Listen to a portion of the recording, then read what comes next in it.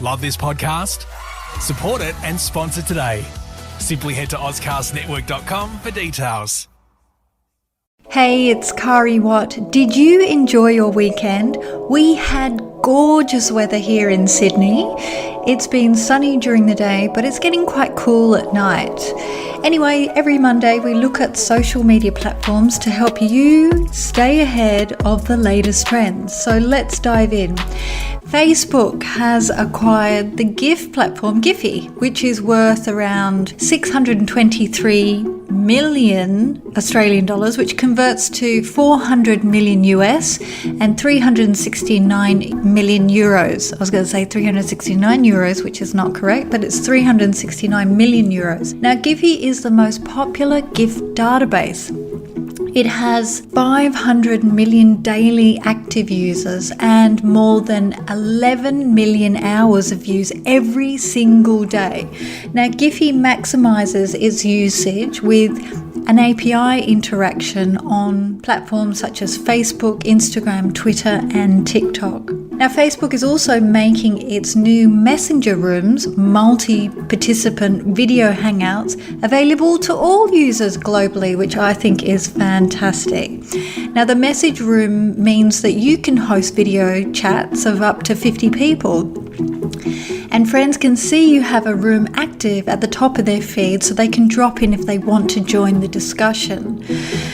Initially, these didn't work really well in Australia. You had to create a room on your desktop version of Facebook and you had to join it by Messenger so you could create an active room with nobody in it and really no way to join it. You had to sort of mess around with the platform a little bit to join it. Now, it appears it's a little confusing still because the carousel lists in Facebook show people who've created a room and people who are simply active on Messenger. It looks like all of these people are in their own rooms and up for a chat, but when you tap on the Say Hi call to action button at the bottom of your profile image, you actually just send them a message because they're not actually in a room. Now, I'd love to get your feedback on the Facebook message rooms. Have you used it? What's your take on it? And you can follow me and reach out on Instagram and Facebook at Kari Watt with your thoughts. Oh, and if it's the first time you're listening, let me introduce myself. I'm Kari Watt, the creator of the Kari Cares podcast, Kari Watt YouTube channel, and a digital strategist with nearly 2 decades of experience in marketing and communications. For the best digital and social media tips to rank higher on Google search, subscribe to Kari Cares podcast to make sure you never ever miss out on these updates.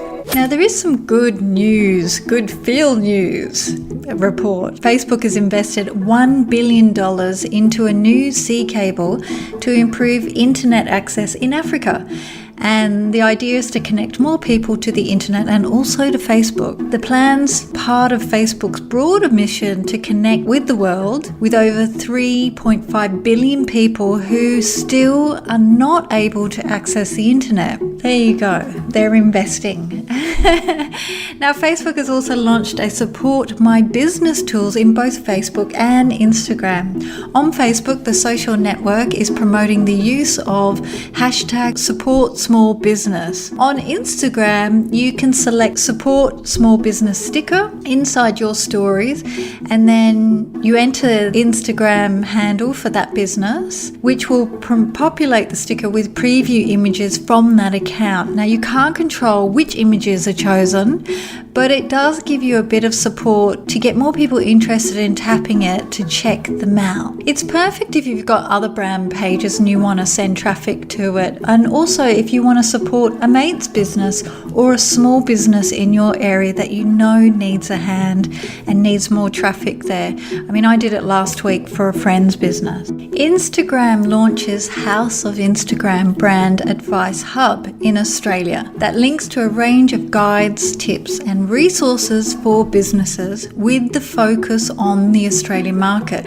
Now, the Information Hub includes how to build your brand on the platform, and how to connect with Instagram audiences, as well as case studies and wellbeing tools. It is a good reference point if you are looking to get a better understanding of Instagram and what the opportunities are for your business, even if you're not operating in Australia. And I'll provide a link to this on my website if you go to currywatt.com and go into the insights section, and if you'll find the blog that says social media updates number 7, which is this. Now, Instagram is also giving more users control over their on-platform experience and to reduce the impact of trolls and abusive actions within the app with a new bulk comment removal process, which will make it easier for you to manage your post comments and streams, to delete multiple comments or bulk block accounts, right? You tap on a comment and then there's the dotted icon on the right hand corner. Select manage comments, choose up to 25 comments to delete at once. You can tap more options to block or restrict accounts in bulk. Now, Instagram's also testing out a new option to pin comments within your post reply streams to encourage more positive interactions. And they're adding new controls over who can tag and mention your account to reduce misuse, such as bullying.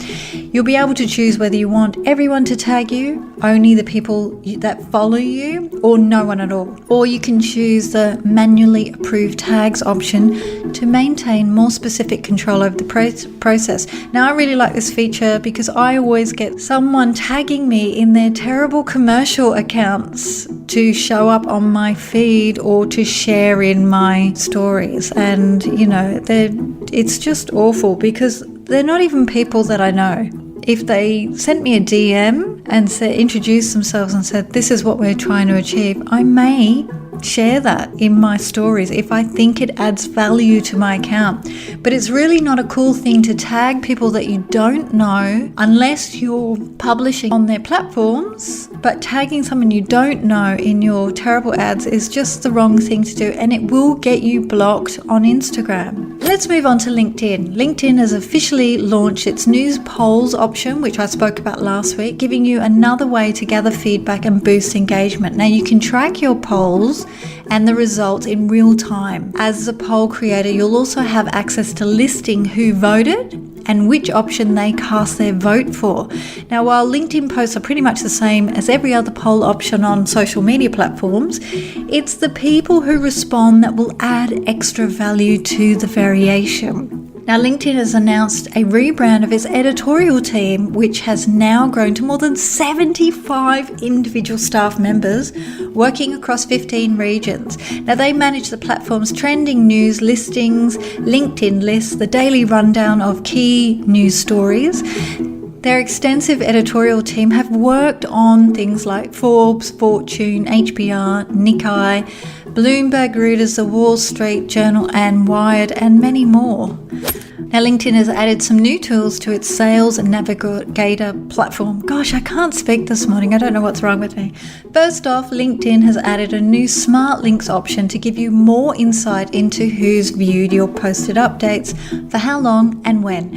When you add a smart link to your LinkedIn update or email, you'll then be able to see who's opened the link, how long they've read it for, and which elements are the most important to them or interest them most. Now, LinkedIn's also added a new option to create contacts in Microsoft Dynamics 365 in the Sales Navigator, as well as a new alerts panel that users can like, comment, share updates direct from the Sales Navigator homepage. And you can read more about that on my website, currywatt.com. Now, Twitter has finally launched the retweets with comments on iOS.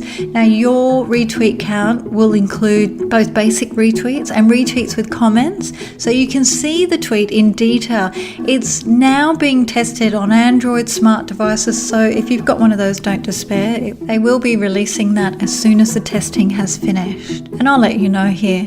Now, Reddit has launched a test of new blockchain-based community points system, which lets moderators allocate points to community members based on their activity within their subreddits.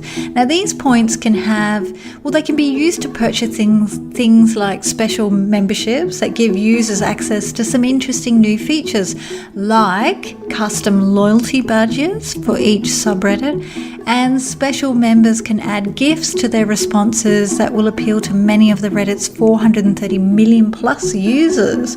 With your points, you can also tip other users for their contributions and comments, which will encourage more engagement. In order to qualify, you first need to sign up for a vault that introduces how cryptocurrencies work. The vault serves the same purpose as a crypto wallet, such as, like Bitcoin. Once you have a vault, any points you add to it cannot be taken away from you, and you are operated independently of Reddit. Now, Snapchat has updated its analytics layout and added a new quoting feature, which you can respond to replies in your public stories. Of course, Snapchat analytics are not available to all users. It's only for those with create accounts. Now, I think Snap's really vague on the actual requirements for creating a creator profile. If you have a creator profile, can you please send me a message at Kari Watt on either Instagram or Facebook and let me know how you set one up, because also TikTok has altered its rules around commercial usage of popular music, which will stop verified brands from using popular tracks. Well, I think that's pretty good, because a lot of those brands are now posting TikTok on other social media platforms, which is actually illegal to use popular music unless you have a license for it or a paid license. So this is a smart move from TikTok. Now, they will have a list of royalty-free commercial music library of sounds that are available for businesses, but you won't be allowed to include popular tracks in your clips from now on. Now, these new restrictions only apply to commercial entities and not to popular influencers. Let's see how long that lasts, eh? That's quite funny.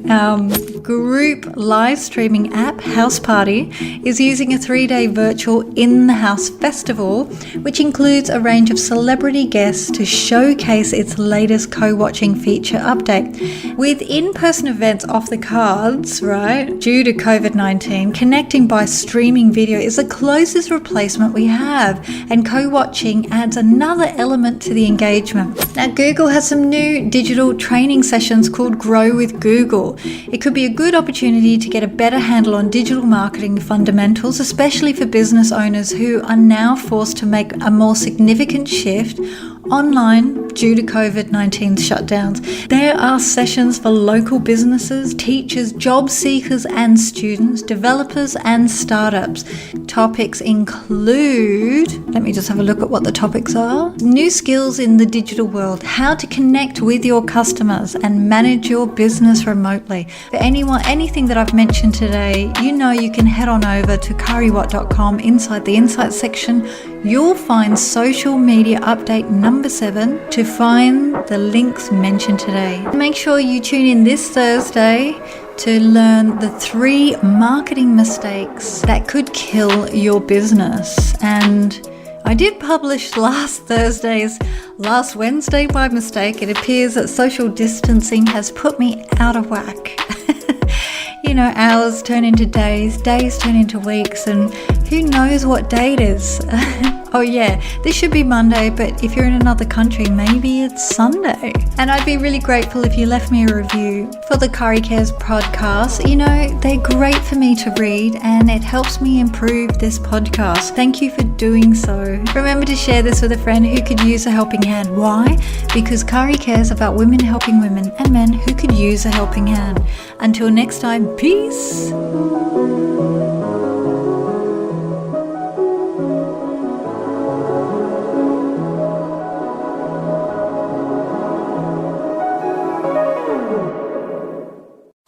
Love this podcast? Support it and sponsor today. Simply head to AuscastNetwork.com for details.